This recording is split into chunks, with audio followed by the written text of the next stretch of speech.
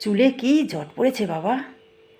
মন্দিরা, ব্যালকনিতে গিয়ে চুলটা আঁচড়াও। ঘরে খুব চুল পড়ে থাকে, খাবারেও চুল পড়ে। ও, শুধু আমারই বুঝি চুল পড়ে, আর কারোর চুল পড়ে না?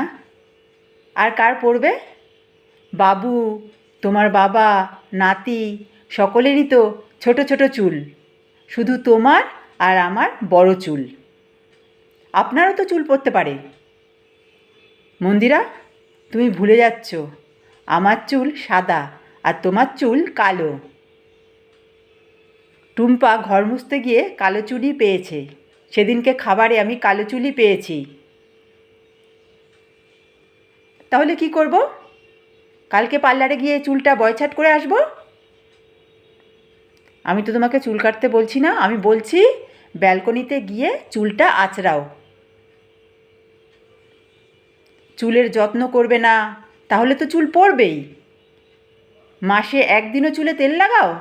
লাগাও না, বছরেও লাগাও না। কথায় তো আছে, তেলে চুল তাজা, জলে চুন তাজা। ঠিক আছে বাবা, অত কথার দরকার নেই। আমি ব্যালকনিতে গিয়েই চুল আঁচড়াচ্ছি।